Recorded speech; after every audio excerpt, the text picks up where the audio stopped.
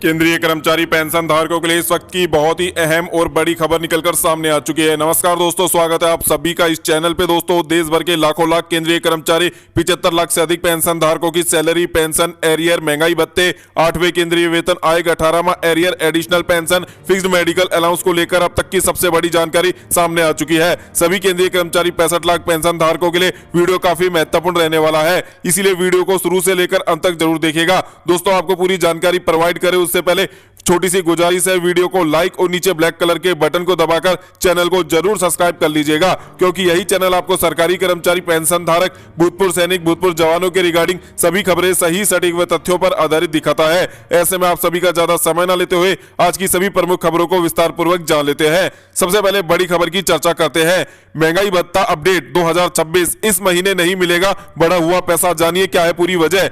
केंद्रीय कर्मचारी और पेंशन धारकों के लिए महत्वपूर्ण अपडेट सामने आया है।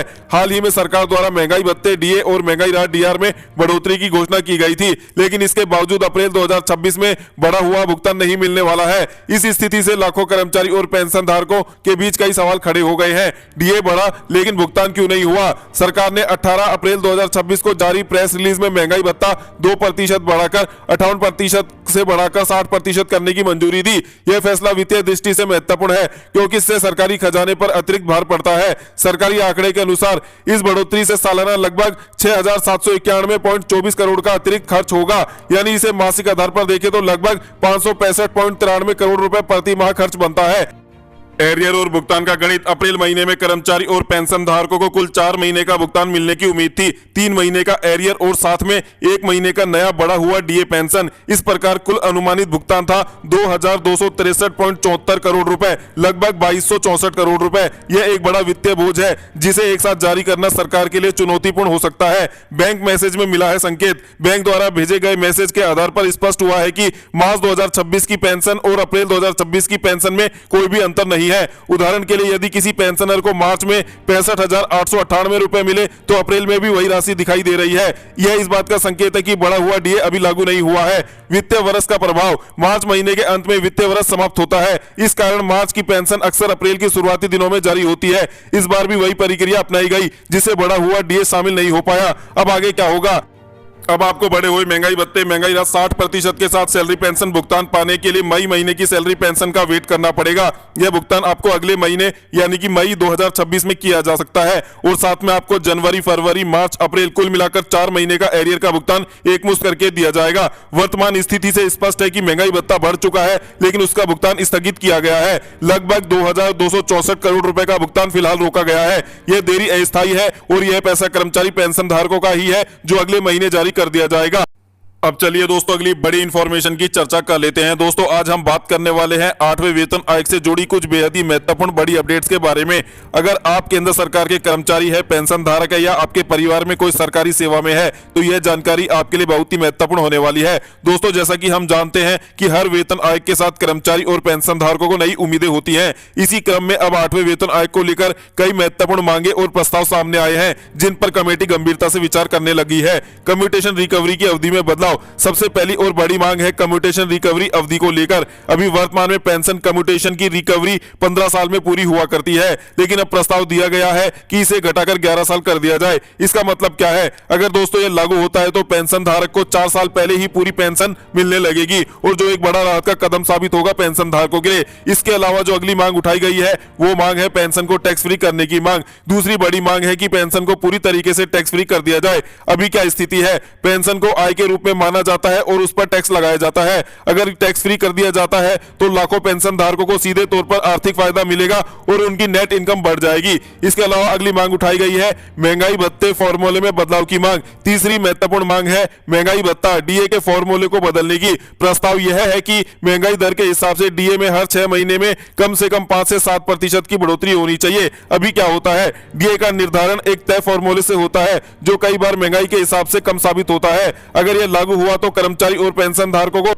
बड़ा फायदा पहुंच सकता है। इसके अलावा अगली मांग रखी गई है फिक्स्ड मेडिकल अलाउंस एफएमए में बढ़ोतरी की मांग। दोस्तों अगली बड़ी मांग है फिक्स्ड मेडिकल अलाउंस को लेकर। वर्तमान में यह सिर्फ 1000 रुपए प्रति माह निर्धारित है। प्रस्ताव है इसे बढ़ाकर 3000 रुपए या फिर 5000 रुपए प्रति माह किया जाए। इसका फायदा बुजुर्ग पेंशन धारकों को मेडिकल खर्च में बड़ी राहत मिल सकती है, जो आज के समय में बहुत जरूरी है। इसके अलावा अगली मांग उठाई गई है पेंशन राशि में बढ़ोतरी। अब बात करते हैं सबसे महत्वपूर्ण मुद्दे की, पेंशन बढ़ोतरी को लेकर। अभी पेंशन अंतिम वेतन का 50% होती है। प्रस्ताव है इसे बढ़ाकर 67% यानी 17% की वृद्धि की जाए। अगर यह लागू हुआ तो पेंशन धारकों की आय में सीधे तौर पर बड़ा इजाफा देखने को मिल जाएगा। इसके अलावा अगली मांग उठाई गई है पुरानी पेंशन योजना ओपीएस की बहाली। अब दोस्तों सबसे बड़ी मांग और चर्चा में रहने वाली मांग है ओल्ड पेंशन स्कीम ओपीएस को फिर से लागू किया जाए। ओपीएस क्या है? इसमें कर्मचारियों को रिटायरमेंट के बाद गारंटेड पेंशन मिलती है। एनपीएस में समस्या है, यह मार्केट आधारित है यानी पेंशन तय नहीं होती है। इसलिए कर्मचारी संगठन लगातार ओल्ड पेंशन स्कीम बहाली की मांग कर रहे हैं। इसके अलावा जो अगली मांग उठाई गई है वो मांग है आपके लिए एडिशनल पेंशन की आयु सीमा में बदलाव को लेकर। मांग की जा रही है कि केंद्र सरकार के कर्मचारी पेंशन धारकों के लिए एडिशनल पेंशन का फायदा जो अभी 80 वर्ष की आयु पूरी होने के बाद मिलना शुरू होता है, उसकी आयु सीमा में बदलाव करते हुए इसे 65 वर्ष से लागू कर देना चाहिए। 65 वर्ष में 5%, 70 वर्ष में 10%, 75 वर्ष में 15%, 80 वर्ष में 20%, और ये बढ़ोतरी लगातार 100 वर्षों तक इसी प्रकार जारी रहे। और जैसे ही पेंशन धारक अपने जीवन काल के 100 वर्ष पूरे कर लेता है तो उसे फुल पेंशन दी जानी चाहिए। ये मांग भी की गई है। इसके पीछे आधार भी बताया गया है कि भारत में औसतन आयु 72 या 73 वर्ष है। तो ऐसे में केंद्र सरकार 80 वर्ष की आयु पूरी होने के बाद एडिशनल पेंशन किनको देती है? ज्यादातर पेंशन धारक जीवित ही नहीं रह पाते हैं, इसीलिए एडिशनल पेंशन की आयु सीमा में बदलाव होते हुए इसे 65 वर्ष कर देना चाहिए। अब देखने वाली बात होगी कि 8वें वेतन आयोग की कमेटी के पास इतनी सारी मांगे पहुंच चुकी है और 8वें वेतन आयोग की कमेटी ने इन मांगों पर गंभीरता से विचार करना भी शुरू कर दिया है। तो आने वाले समय में 8वें वेतन आयोग की कमेटी किन किन मांगों पर अपनी अंतिम मुहर लगाएगी जिससे कर्मचारी पेंशन धारकों को बड़ा फायदा भविष्य में यानी कि 8वें वेतन आयोग लागू होने के साथ देखने को मिलेगा, इसका इंतजार करना होगा। जैसे ही 8वें वेतन आयोग की कमेटी सिफारिशें केंद्र सरकार को सौंपेगी तो उसे लागू होने में भी समय लगेगा। तो ऐसे में आपको बता दें कि केंद्रीय कर्मचारी पेंशन धारकों के लिए 8वां वेतन आयोग किसी सपने से कम नहीं है, जिसमें आपको सैलरी पेंशन बढ़ोतरी के अलावा भी कई बेनिफिट्स एक साथ देखने को मिल सकते हैं। अब चलिए दोस्तों अगली बड़ी इंफॉर्मेशन की चर्चा कर लेते हैं।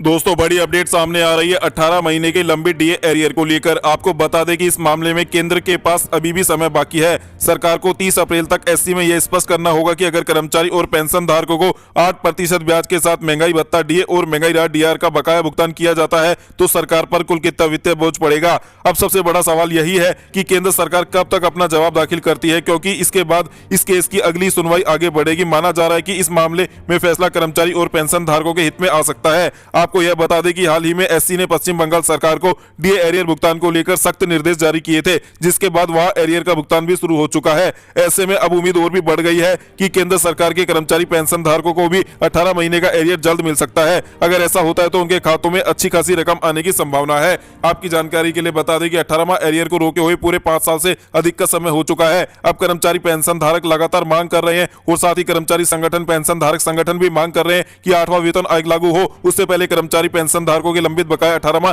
एरियर का भुगतान हो जाना चाहिए। अब देखने वाली बात होगी कि इस पर फैसला कब आता है। जय हिंद, जय भारत, वंदे मातरम।